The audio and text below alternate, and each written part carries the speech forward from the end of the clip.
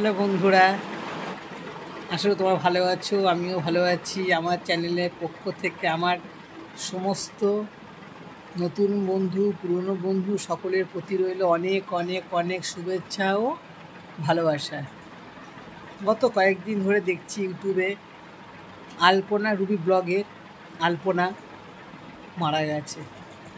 এটা নিয়ে সবাই নানা রকম ভিডিও করেছে, তাই আমার মনে হলো আমারও কিছু একটা করা উচিত, তাই না বলো? তার আত্মা চিরশান্তি সর্বদা কামনা করি। তার কথা ভেবেই ভিডিওটা করছি। আমি তাদের ব্লগ যে রোজ দেখতাম তা না, তবে যখন আমার চ্যানেলে এসে যেত তখন আমি দেখতাম, মানে খুঁজে খুঁজে দেখতাম না, এসে গেলেই আমি দেখতাম, ভালো লাগতো। তাদের জীবনীটা আমি শুনেছি। ওদিনকে তোমার ওর মা আলপনার মা, আলপনার হাজব্যান্ড তিনজনে বসেই ওদের মানে জীবনের গল্পটা, জার্নিটা শেয়ার করছিল। আমি না খুব মুগ্ধ হয়ে শুনছিলাম।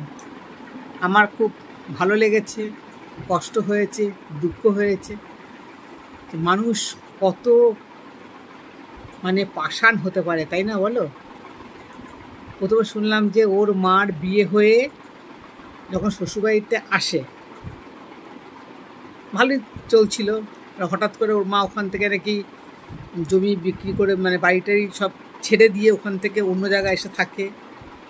সেখানে থাকার পরে কাকাদের সঙ্গে ওদের নাকি একটা কি ঝামেলা চলছিল সম্পত্তি নিয়ে, বা যা কিছু হয় ওর বাবাকে নাকি কিছুই দেয়নি। ওর বাবা যখন বলতো যে আমাকে কিছু সম্পত্তি হয়তো ভাগ চেয়েছিল, চাইতেই পারে, বাবারা পাঁচটা না ছটা ভাই, চাইতেই পারে, প্রতিটা ছেলেরই চায়। তখনও বাবাকে নাকি ঠাকুমারা বলেছিল যে তোর বিয়েতে তো আমাদের সম্পত্তি দেখেই তোকে বিয়ে দিয়েছে, তাহলে তোর আবার সম্পত্তি কিসে লাগবে? কেননা ওর বাবার শ্বশুরবাড়ি থেকে ওর দিদা দাদু যতটুকু সামর্থ্য ততটুকু দিয়েছিল, যার জন্য ঠাকুমা বাড়ি থেকে ওরা কিছু পায়নি। যাই হোক, তারপরে সেখান থেকে ওরা আর কি চলে আসে। আসার পরে এক জায়গাতে ওরা জমি কেনে, আর জমিটা যেখানে কিনেছিল মাঝখানে একটা আল ছিল, আলের এপারে হচ্ছে ওদের জমি, আর আলের এপারে হচ্ছে ওর কাকাদের। এবারেতে সব ঠিকঠাকই চলছিল। সেখানে নাকি অনেক মুসলিম ছিল, বলছে আমরা যেখানে থাকতাম সেখানে অনেক মুসলিম ছিল, কিন্তু ওরা এত ভালো যে ওদের খুব ভালোবাসতো। সত্যতা বলতে কি, আমার কিন্তু মুসলিমদের খুব ভালো লাগে, খুব ভালো লাগে। আমারও কিন্তু ওদের সঙ্গে খুব ওঠা বসা। সত্যি কথা বলতে দোষ নেই, ওদেরকে আমি খুব ভালোবাসি, খুব ভালোবাসি। আমার কয়েকটা বান্ধবী আছে, তাদের সঙ্গে আমার স্কুল লাইফ থেকে বন্ধুত্ব এখন পর্যন্ত, আমাকে এত ভালোবাসে, যেখানে দেখবে আমাকে জড়িয়ে ধরে, কত ভালোবাসে আমাকে। যাই হোক, অন্যদিকে চলে যাচ্ছিলাম, আসল কথায় আসা যাক। তা যেটা আলপনা যেটা বলছিল যে ওদের খুব ভালোবাসতো। তারপরে ওখানে ওরা জমি কিনে, ফাঁকা মাঠের মধ্যে জমি কেনে, মা নাকি বারণ করছিল ফাঁকা মাঠের মধ্যে জমি কেনা দরকার নেই, তুমি একটু লোকালয় দেখে আর কি জমিটা কেনো, যেখানে মানুষের বেশি বসবাস করে সেখানে। তোর বাবা বলছে যে না, এখানে চাষবাসের সুবিধা হবে। যাই হোক, তারপরে ওর একটা মাসি নাকি ওর আবার কাকাকে বিয়ে করেছে। তা ওর কাকিমাটা একদিকে কাকিমা হয়, একদিকে মাসি। তা মাসি তো এবার ওর বাবাকে যখন সম্পত্তি ভাগটা যখন দেয় না, যখন দেয়নি, আবার একটু মনোমালিন্য হয়েছিল। কিন্তু ওর মাসি যখন বিয়েটা হয়, তারপর থেকে ওদের মধ্যে নাকি আস্তে আস্তে নাকি আগের মতো রিলেশনটা হয়। ওকে নাকি মাঝে মাঝে নিয়ে তোর মাসি খুব ভালোবাসতো, বংশে নাকি একটাই মেয়ে, খুব ভালোবাসতো ওকে। এভাবেই চলছিল।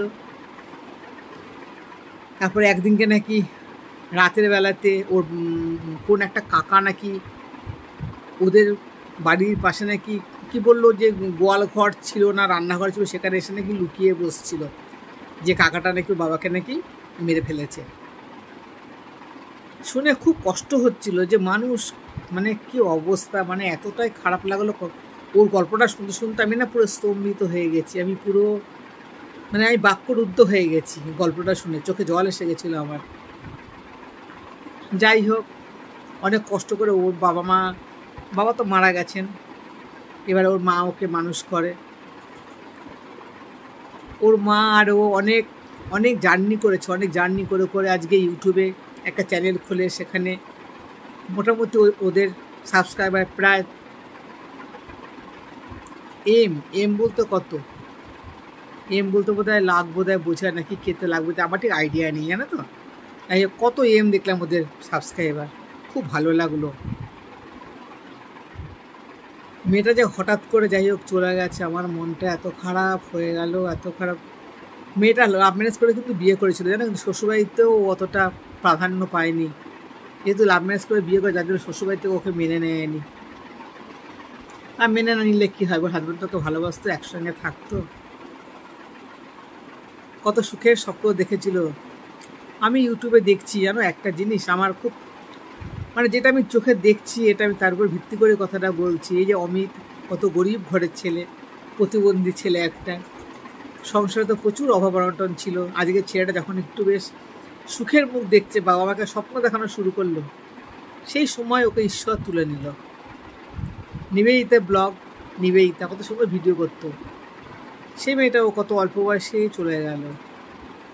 অ্যারিয়ান ব্লগ, অ্যারিয়ান, রুম্পা অ্যারিয়ান কত ভালো ভিডিও করতো। রূপার জীবনটা তোমরা দেখেছো, যে রুম্পারও কত ঝপটায় গেছে বিয়ের পর থেকে। প্রথমবার মানে হাজব্যান্ডের সঙ্গে রিলেশন নিয়ে, পরে একে এর সঙ্গে যা থাকতো অ্যারিয়ানের সাথে, তারপরে একে সুখের মুখ দেখলো, একেও তুলে নিল ভগবান। এবার আলপনাকেও নিয়ে নিল।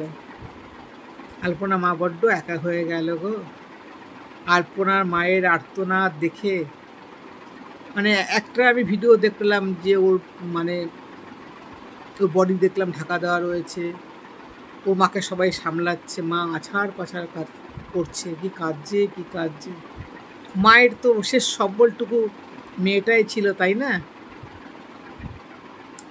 আর একটা জিনিস আমি দেখতে পাচ্ছি, যখন অ্যারিয়ান মারা গেল, সবাই রুম্পার নামে উল্টো পাল্টা যার যা খুশি বলছে এখনো পর্যন্ত। আচ্ছা, তারপরে তোমার যখন নিবেদিতা মারা গেল, তখনও ওর হাজব্যান্ডের নামে যার যা খুশি, নেগেটিভ পজিটিভ, যার এখানে যা চলে সবাই সেসব ভিডিও করছে। আবার এই আলপনা মারা গেছে, এর হাজব্যান্ডকেও সবাই অনেক কথা নাকি বলছে, যেটা শুনলাম। কি দরকার এই সমস্ত কথাবার্তা বললে, যে যাবার সেটা চলে গেছে, ফালতু তাদেরকে নিয়ে বাজে বাজে ভিডিও করার কি দরকার বলো? মানুষ তো আর ফিরে আসবে না, তাই না? হ্যাঁ, বুঝলাম যে তোমরা ভিডিওগুলো করছো, যদি মেয়েটাকে ফিরে আনা যেত তাহলে হতো, কিন্তু মেয়েটা তো আর ফিরে আসবে না গো। আমরা তাদের ফ্যামিলির পাশে যদি একটু দাঁড়াই, তাদের একটু সান্ত্বনা দিই, ক্ষতি কি, তাই না? আমার মনটা কিন্তু খুব খারাপ হয়ে গেছে আলপনাকে দেখে। কত খুব সুন্দর ভিডিও করতো মা আর মেয়ে, আমি মনে করতাম বোধহয় ওরা শ্বশুর মানে শাশুড়ি আর মানে বৌমা, পরে দেখলাম যে না, ওরা মা আর মেয়ে। আমি আজকেই ভিডিওতে ওদের জীবনীটা খুঁজছিলাম, খুঁজতে তখন আমি পেলাম। আমার মনটা এতটা খারাপ হয়ে গেছে, এতটা তোমাদেরকে বলে বোঝাতে পারবো না। আমি দুপুরবেলাতে ভিডিওটা করতাম, আজকেই ছাড়তাম, কিন্তু আমি সময় পাইনি, একটু কাজে ব্যস্ত ছিলাম। মনটা আমার ভীষণ খারাপ, ভীষণ। তারপর আমি ঈশ্বরের কাছে আমি একটাই কামনা করি, ঈশ্বর মেয়েটা যেখানেই থাকুক আমাদের মাঝে যেন স্মরণীয় হয়ে থাকে। তাকে আমরা কোনোদিনও পাবো না, কিন্তু তার স্মৃতিগুলো তো রয়ে গেছে, সেগুলো আমরা যেন সারা জীবন বয়ে নিয়ে যেতে পারি, তার কথা যেন ভাবতে পারি, এতটুকু সুযোগ অন্তত আমি যেন পাই। আমার মনটা সত্যি মানে শোনার পর থেকে না ভাবছি এটা কী করে সম্ভব। কিন্তু মৃত্যু নিয়ে তো কেউ মিথ্যা কথা বলে না, তাই না বলো? খুব খারাপ লেগেছে খবরটা পাওয়ার পর। আমি সত্যি কথা মানে আমি বলে বোঝাতে পারবো না যে আমি কতটা কষ্ট পেয়েছি। একটা অল্প বয়সের মেয়ে, একটা বয়স্ক মানুষ, একটা রোগে শোকে যায়, ঠিক আছে, শুনলাম অনেক কিডনিতে পাথর হয়েছিল, কিডনিতে না গলব্লাডারে পাথর হয়েছিল, তারপরে শুনলাম জন্ডিস হয়েছিল, তারপরে শুনলাম থ্যালাসেমিয়া হয়েছিল, কত রকম রোগ ওকে মানে